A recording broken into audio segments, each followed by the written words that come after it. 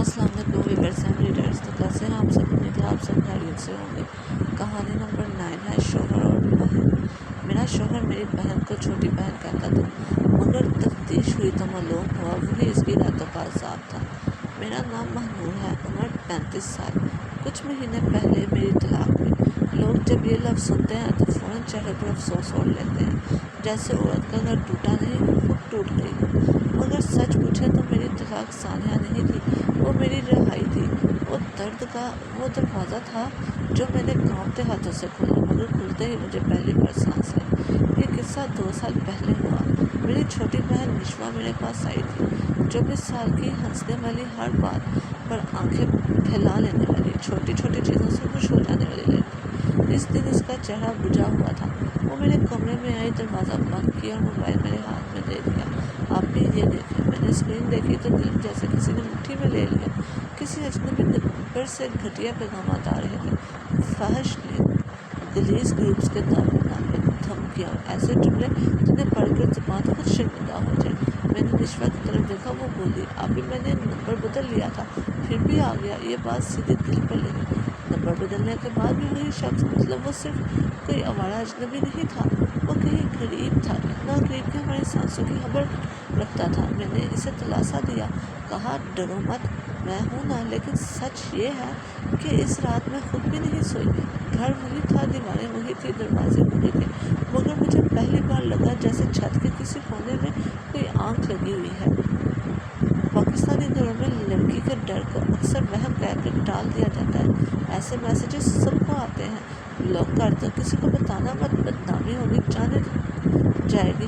لڑکی ذات ہو، چپ رہنا سیکھو، مگر چپ رہنے سے گندگی ختم نہیں ہوتی، بس گندگی کرنے والے کو حوصلہ بڑھتا ہے۔ نشوا نے نمبر بدل لیا، ای میل بدل لیا، سوشل میڈیا بند کر دیا، گھر سے اکیلے نکلنا چھوڑ دیا، مگر پیغامات پھر بھی آتے رہے۔ کبھی رات کے 2 بجے، کبھی فجر سے ذرا پہلے، کبھی ایسے وقت جب گھر کے سب لوگ سو رہے ہوتے، اور ہر پیغام کے بعد میری بہن تھوڑی اور خاموش ہو جاتی۔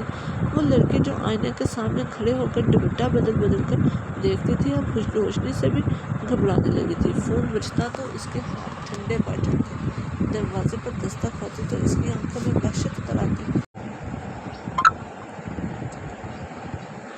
بس اب چپ کا روزہ توڑنا پڑے گا۔ اگلے دن ہم سائبر کرائم آفس کے تمام screen shot, e mails, number, تاریخیں، سب کچھ لے کر گئے۔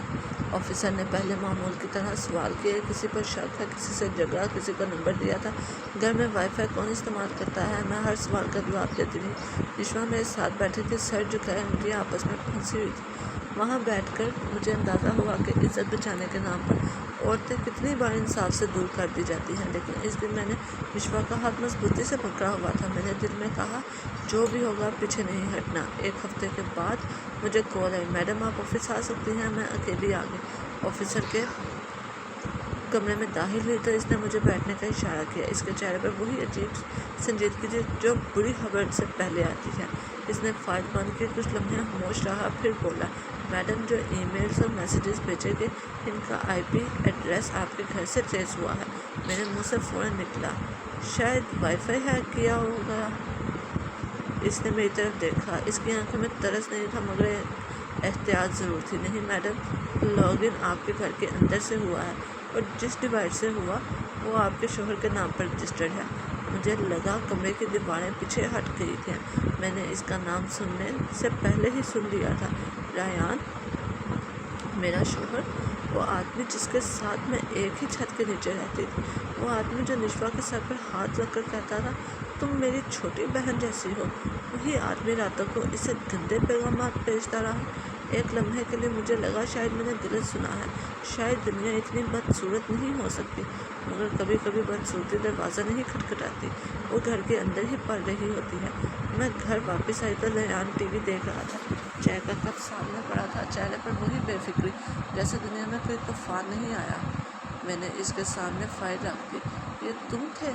اس نے پہلے مجھے دیکھا، پھر کاغذ دیکھے، پھر ہلکا سا مسکرایا۔ وہ مسکراہٹ آج بھی میرے اندر کانٹے کی طرح چبھتی ہے۔ بولا، او پلیز اتنا ڈرامہ مت کرو، بس مذاق تھا۔ مذاق؟ میری بہن کی نیندیں چھین لینا مذاق تھا؟ اسے اپنے ہی گھر میں غیر محفوظ کر دینا مذاق تھا؟ ایک لڑکی کا شرم، خوف اور گھٹن میں دھکیل دینا مذاق تھا۔ میں نے اسے دیکھا، اس دن پہلی بار میں نے اپنے شوہر کو نہیں دیکھا۔ میں نے اس کے اندر چھپے ہوئے وہ شخص دیکھا جو عورت کے خوف سے لطف لیتا تھا۔ بعض حقیقتیں چاقو نہیں ہوتی، پھر بھی آدمی کو چیر دیتی ہیں۔ میں نے کہا، تمہیں شرم نہیں آئی؟ وہ ہنسا، یار تم لوگ تو بس اوور ری ایکٹ کرتی ہو، آج کل تو سب چلتا ہے۔ بس وہی بات ختم ہو گئی۔ میرا نکاح شاید کاغذ پر کچھ عرصہ اور زندہ رہا، مگر میرے دل میں اسی لمحے مر گیا تھا۔ اسی رات میں نے نشوہ کو اپنے کمرے میں بلایا۔ وہ میرے چہرے کو دیکھتے ہی سمجھ گئی کہ بات معمولی نہیں ہے۔ میں نے اسے سب بتا دیا۔ وہ پہلے پتھر ہو گئی، پھر اس نے دونوں ہاتھ اپنے منہ پر رکھ لیا اور پھر ایسا روئی جیسے کسی نے اس کے اندر سے اعتماد کا آخری چراغ بھی بجھا دیا ہو۔ وہ بار بار ایک ہی بات کہتی رہی، آپ بھی، وہ تو گھر کا آدمی تھا۔ ہاں، وہ گھر کا آدمی تھا، اور یہی سب سے بڑا زخم تھا۔ اجنبی سے ڈر لگتا ہے، مگر اپنے سے دھوکہ روح کو کھا جاتا ہے۔ اگلے دن گھر میں طوفان آ گیا۔ ساس نے کہا، مردوں سے غلطیاں ہو جاتی ہیں، گھر نہیں توڑے جاتے۔ سسر نے کہا، تم نے بات باہر لے جا کر خاندان کی ناک کٹوا دی۔ ایک خالہ نے فون پر سمجھایا، طلاق کے بعد عورت کی زندگی آسان نہیں ہوتی، ذرا برداشت کر لو۔ میں نے سب بات کی باتیں سنی۔ پھر پہلی بار مجھے اپنے اندر اپنی ماں کی آواز سنائی دی، بیٹی، عزت وہ نہیں جو لوگ دیتے ہیں، عزت وہ ہے جو انسان خود اپنے لیے بچا لے۔ میں نے ریان کو آخری بار دیکھا۔ وہ اب بھی اپنی غلطی کو غلطی نہیں سمجھ رہا تھا۔ اسے افسوس صرف پکڑے جانے کا تھا، اور جس آدمی کو اپنے گناہ پر نہیں صرف رسوائی پر شرمندگی ہو، اس کے ساتھ زندگی گزارنا اپنی روح کو قید کر دینے کے برابر ہے۔ میں نے خلا کا فیصلہ کر لیا۔ لوگوں نے بہت کہا، سوچ لو۔ میں نے سوچ لیا تھا۔ میں نے یہ بھی سوچ لیا تھا کہ عورت اگر اپنی بہن کی حفاظت کے لیے کھڑی نہ ہو تو پھر دنیا سے کیا شکوہ۔ نشوہ کئی دن تک مجھ سے آنکھ نہیں ملا پاتی تھی، جیسے قصور اس کا ہو۔ میں ہر بار اس کا چہرہ اپنے ہاتھوں میں لے کر کہتی، شرم اسے آنی چاہیے جس نے کیا ہے، جس کے ساتھ ہوا ہے، اسے نہیں۔ یہ جملہ میں اسے بھی کہتی رہی، خود کو بھی۔ طلاق کے کاغذ آئے تو عجیب سکون تھا، نہ ماتم، نہ چیخ، نہ وہ فلمی سا ٹوٹنا، بس ایک گہری سانس، جیسے کسی بند کمرے میں کی کھڑکی کھل گئی ہو۔ آج لوگ کہتے ہیں، بہت ہمت کی تم نے۔ میں مسکرا دیتی ہوں، ہمت کوئی آسمان سے اترنے والی چیز نہیں ہوتی۔ ہمت کبھی کبھی اپنی چھوٹی بہن کی کانپتی ہوئی انگلیوں سے ملتی ہے، کبھی ایک فائل میں محفوظ اسکرین شاٹ سے، کبھی ایک ایسے جملے سے جو دل میں کیل کی طرح ٹھک جائے۔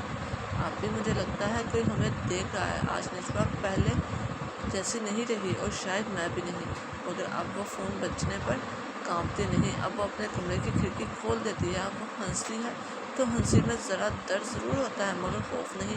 اور میں طلاق یافتہ ہوں، مگر شرمندہ نہیں، کیونکہ میں نے ایک گھر نہیں توڑا، میں نے ایک درندگی چاک کی ہے۔ میں نے ایک مرد کو نہیں چھوڑا، میں نے خوف چھوڑا ہے۔ میں نے شادی نہیں آڑی، میں نے اپنی بہن بچائی ہے۔ اور اگر کبھی کوئی مجھ سے پوچھے کہ میری طلاق کا دکھ کتنا بڑا تھا، تو میں صرف اتنا کہوں گی، کچھ رشتے ٹوٹتے نہیں، کاٹے جاتے ہیں، بالکل ایسے جیسے جسم سے زہر نکالا جاتا ہے۔ درد ہوتا ہے، خون بھی نکلتا ہے، مگر جان بچ جاتی ہے۔